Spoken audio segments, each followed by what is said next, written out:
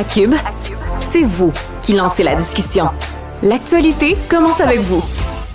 Avec Marie Gray, qui est autrice, entre autres, de Les histoires à faire rougir, mais plus encore, il y a plusieurs trilogies. C'est une autrice très connue, mais une pionnière dans la littérature érotique. Jean Bourbeau d'Urbania, qui a travaillé sur le dossier La porno au temps de l'IA.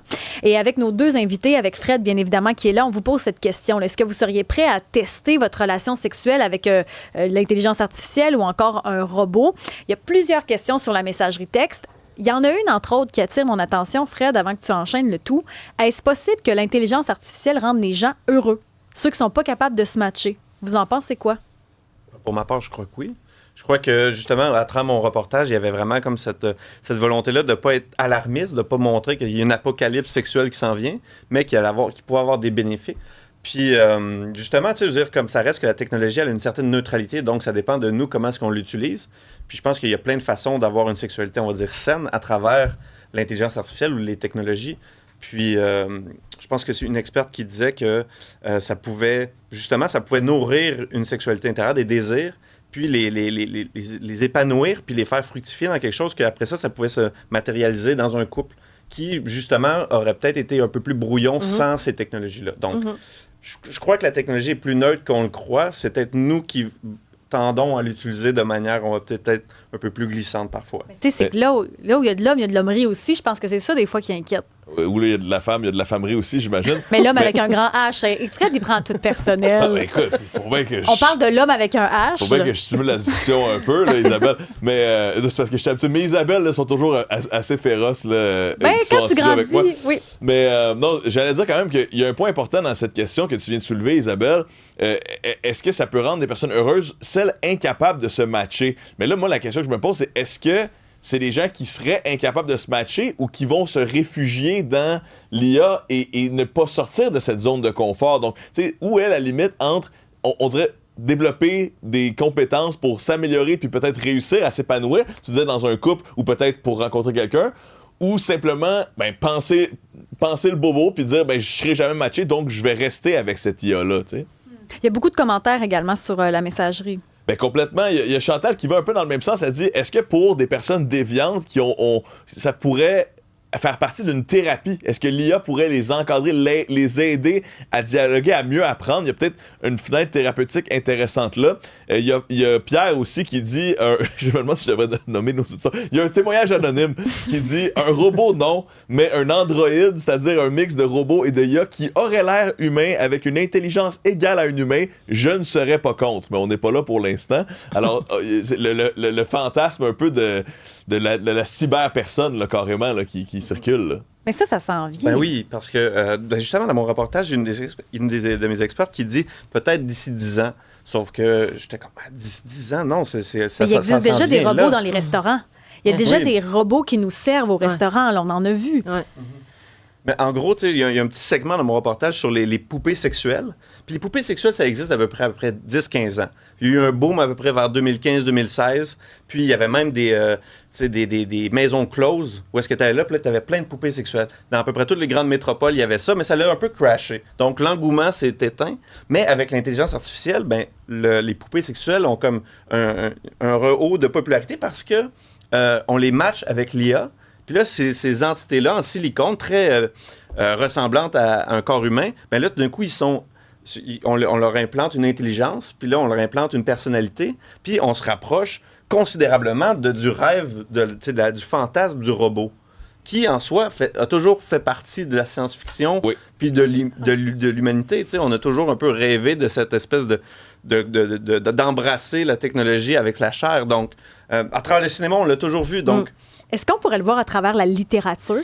Bien, constamment. C'est sûr qu'un fantasme, c'est exactement ça. Tu sais, dans le fond, quand tu t'imagines une situation quelconque, que tu es avec quelqu'un, dans ta tête, tu le vois d'une certaine façon, avec certains attributs physiques, avec certains comportements. Ça a toujours existé. Ça. Mais dans tes prochains romans là, ou dans des prochaines histoires, est-ce que tu pourrais créer des nouvelles avec l'intelligence artificielle en mettant dans un fantasme? J'ai pas le goût, parce que, tu sais, moi, je veux toujours tout ramener à l'humain. Tu sais, je trouve qu'on n'est pas assez... On se parle pas, on s'écoute pas, on communique pas, tu sais, assez en ce moment déjà. Fait que je voudrais pas aller dans ce sens-là du tout. Ça serait pas... C'est pas ça que je fais, tu sais, c'est pas... Puis les gens c'est pas ça que je prône. qui te rencontrent, là, est-ce qu'ils je recommence ma phrase, 3, 4. Les gens qui te rencontrent, est-ce qu'ils te racontent les blocages? Qu'est-ce qui a aidé à lire ce genre de nouvelles-là? Oui, est-ce qu'ils te racontent c'est quoi souvent. les problèmes? C'est quoi les Tu récurrents? sais, des fois, je garde une petite gêne. Là. Ouais. Je suis quand même pas une thérapeute, puis Ouais. je joue pas ce rôle-là. Mais il y en a beaucoup qui me disaient que, justement, ils n'osaient pas se permettre d'avoir des fantasmes parce qu'ils avaient l'impression de tromper leur chum ou leur blonde. Mais non, ce qu'il y a dans ta tête, ça t'appartient à toi, puis tu peux t'imaginer ce que tu veux. De la même façon que tu vas te créer une fausse personne avec l'intelligence artificielle, tu le crées dans ta tête, puis c'est tout. Ça fait de mal à personne, tu sais, c'est ce que tu fais avec après. C'est pour ça que je m'amuse à mettre des couples enceintes qui décident de vivre leur fantasme, puis souvent, ça leur pète au visage, parce qu'un fantasme, ça devrait demeurer un fantasme. Est-ce que tu remarques des fantasmes qui sont plus communs? Écoute, comme je te disais, tu sais, moi, c'est des fantasmes là, très monsieur, madame, Il y a du tout le monde. Il y a du voyeurisme. voyeurisme, de l'exhibitionnisme. Puis, tu sais, aujourd'hui, il faut faire attention parce que j'ai un personnage qui aime danser nu. Bon, c'est sûr que moi, en tant que mère, en tant que femme, toute l'industrie du sexe, puis tu sais, j'ai regardé Fugueuse avec ma fille, puis c'est le genre d'affaire qui me dégoûte complètement. Mais si elle, là, son fantasme, c'est ça. Ça a l'envie de susciter le désir d'un paquet de gars, puis ça y fait du bien. Why not? Tu sais, il faut arrêter de culpabiliser puis de juger. On est vite ce jugement. Puis une autre, c'est des attouchements dans le métro, elle. Son fantasme, tu sais. Je serais la première à grimper dans les rideaux puis Si ça arrivait à m'interposer réellement, ouais. si je voyais quelqu'un qui était mal pris dans le métro. Mais si elle, là, c'est ça qu'elle a envie de vivre dans sa tête, on est qui pour lui dire que c'est pas correct, tu sais? C'est ça que ça permet, au fait, ce genre Ben de... oui, absolument. On peut déculpabiliser puis juste se dédouaner puis se donner le droit d'avoir les fantasmes qu'on veut. C'est dans notre tête, ça nous appartient, tu sais, ça changera pas nos comportements dans la vie de tous les jours. Mais peut-être que ça peut permettre de garder un couple plus longtemps aussi, parce qu'à un moment donné, on réalise que le désir sur une longue période, c'est difficile de le garder enflammé, là. Ben ça, c'est humain, c'est carrément humain, puis il faut l'attiser, ce désir-là. Mais c'est pas nécessaire d'aller voir ailleurs, puis c'est pas nécessaire d'aller dans des clubs d'échangistes, puis tout peut se passer dans ta tête, tu sais, puis ce que tu fais avec après. Si tu veux en partager avec ton conjoint, ta conjointe, t'amuser avec ça, faire des petits jeux, fine. Tu sais, c'est vraiment... tout est permis quand c'est entre deux adultes consentants, là. Mais deux adultes humains. Tu sais, tant qu'à moi, moi, je reste au côté humain. Tu sais. Mais moi, j'ai une question. C'est si on se crée un avatar, on va dire, à travers l'IA, puis on a littéralement une romance, puis une relation pendant, on va dire, 6 mois, 1 an, de manière secrète. Puis là, on se fait coincer, on se fait pogner par son conjoint, sa conjointe. Est-ce que c'est de l'adultère? Parce que là, c'est une romance qui a c'est quand une même bonne question. perduré. Ben, c'est une très bonne Une question. très bonne question. Ouais. Votre avis? Moi, mon avis, Fred? c'est que Si ta blonde fait ça, tu trouves-tu qu'elle te trompe? ben, c'est qu'il y aurait quelque chose qui aurait manqué au couple si elle m'en avait pas parlé depuis le début. Si rapidement, elle me disait, hey, tu sais, des fois, pour me désennuyer, je parle avec un robot, puis on a quelque chose. Ça serait un peu comme pour moi, lire un livre de littérature un peu plus osé. Tu sais, je serais cool, t'as envie de vivre de quoi, puis tu sais, c'est pas caché. Si ça fait des mois que c'est dans mon dos, je me sens pas particulièrement trahi, mais je me dis, il y a un problème dans notre couple, là, il y a quelque chose qu'on n'a pas adressé, puis bon, rendu là, c'est le spectre de l'adultère, là, le spectre de la trahison, mais pour moi, il y aurait eu un drapeau rouge, puis c'est peut-être moi qui est très fleur bleue, puis transparent, puis authentique dans mes relations. Là, c'est la même chose que la blonde qui découvre que son chum est accro à la porn, qui fait ça quand t'es couché, puis qu'il se cache parce qu'il veut pas qu'elle sache. Exact, le fait de se cacher, ça c'est parle ça. beaucoup. Je me là. demande si j'aime pas mieux être trompée par une vraie personne que l'intelligence artificielle. Honnêtement, oui. Voyons. Je trouve qu'il y a quelque chose de particulier dans le fait de se créer une vie dans le virtuel.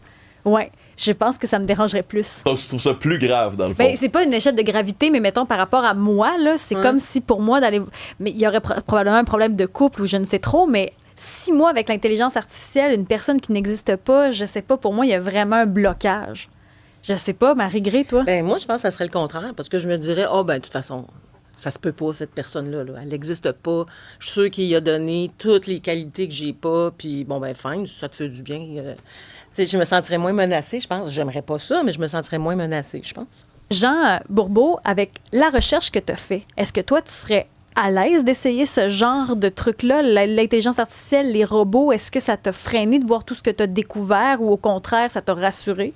Ouais, c'est une question qui revient quand même assez souvent. C'est plus, est-ce que ça t'a excité? Ouais. Est-ce que ça marche? Est-ce que ça t'a excité? Je dirais qu'au début, il y avait une résistance, mais une résistance qui, très vite, est tombée. C'est vrai? Ouais, parce que c'était trop humain pour que ça soit... pour qu'il y ait une distance. Tu sais, il y a comme un côté très naturel de la chose. Puis là, j'ai vu ça que comme... C'était ça la prémisse, la genèse du projet. C'est comme... Mais c'est trop efficace. Ça marche trop. Rapidement, t'as embarqué dans le jeu. Oui, mais il y a ses limites. On va dire qu'après X nombre de temps, ben, ton avatar, ou on va dire la personne que tu fréquentes numériquement, ben, il y a comme une cloche de désir. Au début, tu es quand même très excité, puis rapidement, tu as un peu fait le tour. OK. Oui. Parce que quoi, les discussions sont moins Les intéressantes? discussions tournent un peu en rond. Les formulations qui, au début, te surprennent à quel point elles sont humaines, à un moment donné, vont revenir. OK. Donc, il y a l'originalité du début où la surprise s'estompe. Mais ça, c'est en date d'aujourd'hui. Puis, tu sais, Dans 6 mois, c'est on ça. va être où? Mais toi, tu t'écrivais, là. C'était quoi? C'était un agent conversationnel? Oui. T'écris avec la personne. Salut, je te veux. Puis là, la personne te répond, moi aussi, bébé. Non, on tombe dans un scénario au départ. OK. Puis, il y a une partie de ce qui est écrit qui est en bleu. Donc, ça, c'est toute l'action. Puis, en blanc, c'est qu'est-ce qu'elle te dit. OK. Donc, tu peux nourrir des scénarios. Puis après ça, comme je disais un peu auparavant, chaque personnage vient avec son endroit, sa personnalité. Donc, la secrétaire de ton stage, première journée de travail, de ton nouvel emploi, vous vous rencontrez à la machine à café.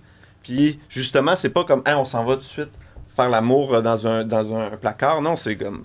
Il y a littéralement une mise en scène J'entends, qui est très longue. C'est vraiment comme un jeu vidéo, dans le fond. Là. Ouais. On doit gagner, on doit investir, on doit quand même contribuer au scénario du jeu avant d'arriver à la victoire, entre guillemets. Là. Oui, puis il y a des personnages qui, eux autres, vont refuser complètement d'avoir toute forme de rapprochement avec toi. Puis c'est ça leur personnage. Tu vas toujours comme les travailler. Il y en a qui vont être dans l'humiliation, qui vont toujours te... Puis je dis des personnalités, il n'y en a pas 4-5 là, que tu piges, là. Il y en a à peu près 2000. C'est vrai. Fait que c'est océanique, le choix est très très vaste. Que C'est vraiment un tu jeu. choisis Ouais. selon toi ton envie. Donc, ça se build Oui. rapidement, ton Oui. histoire. Ouais. Là. Mais oui. Mais après ça, comme je dis, il y a certaines limites, on va dire, certaines limites narratives.